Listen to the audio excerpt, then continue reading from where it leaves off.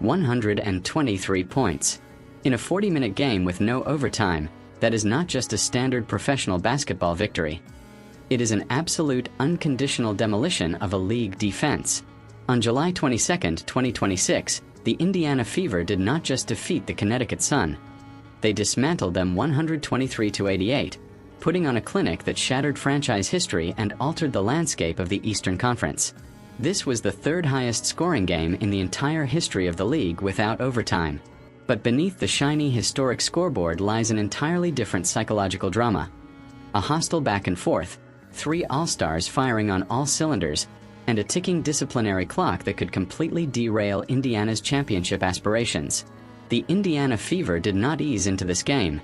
They walked onto the court and chose complete violence. If you walked away to grab a drink in the opening minutes of this game at Gainbridge Fieldhouse, you missed the entire competitive portion of the evening. Caitlin Clark took the opening tip-off and treated the Connecticut defensive scheme like a high school junior varsity team.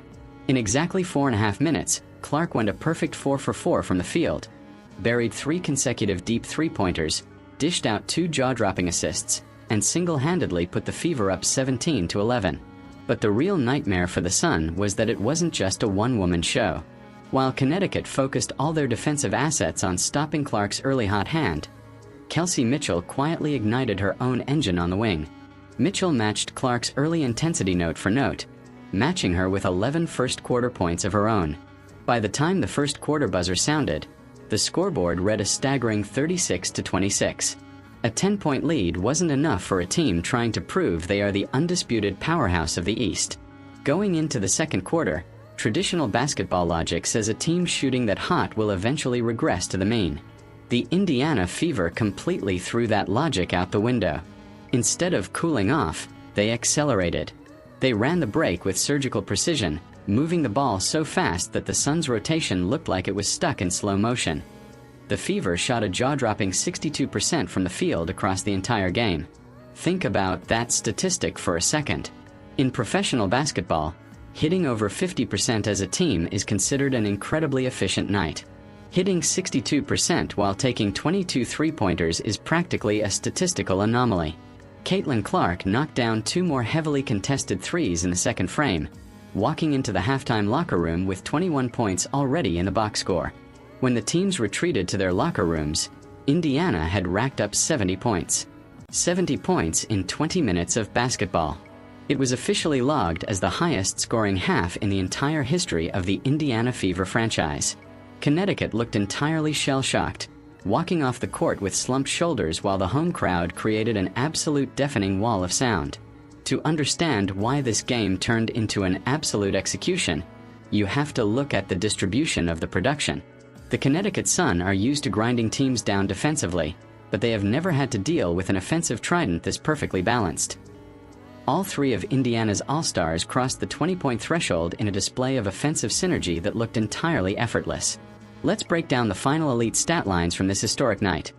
Player points, assists, rebounds, shooting efficiency: Caitlin Clark 27-11-28-13 FG, 5-9 3 points, 6-6 FT. Kelsey Mitchell 23249-16 FG, 3-6 3 points, 2-3 FT. Aaliyah Boston 225610-14 FG, 2-4 feet. Look at those numbers. Clark didn't just score 27. She picked apart the defense with 11 assists, creating a double-double that accounted for nearly half of the team's total points. Kelsey Mitchell extended her legendary streak, marking her 10th consecutive game with at least 20 points and 3 three-pointers. And down low, Aaliyah Boston was completely immovable, converting 10 of her 14 shots right in the teeth of the Connecticut interior. It happened late in the third quarter. The Fever were already up big, completely controlling the flow of the game, when emotions boiled over. Sonia Rivers and Caitlin Clark got entangled, words were exchanged, and within seconds, both players were standing chest to chest, barking insults at each other. The official blew the whistle immediately, issuing double technical fouls to both competitors. On the surface, it looked like standard competitive garbage time chatter. But for Indiana, this specific whistle carried massive, terrifying consequences. That whistle marked Caitlin Clark's 7th technical foul of the 2026 season. Under league rules, a player who accumulates 7 technical fouls is placed on thin ice, and the very next technical foul results in an automatic, non-appealable one-game suspension. Indiana has a significant chunk of the regular season left to play. They are currently sitting at a comfortable 17-10 record, riding a 3-game winning streak straight into the All-Star break. But they are locked in a brutal race for playoff seeding. If Clark gets caught up in another emotional exchange, if she argues a bad call too passionately, or if an opposing defender intentionally baits her into a reaction, she will be forced to sit out a game.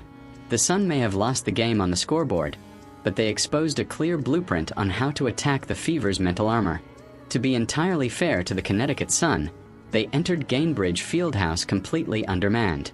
They were forced to take the floor without 2 of their primary defensive anchors and emotional leaders, Aaliyah Edwards and Brittany Griner.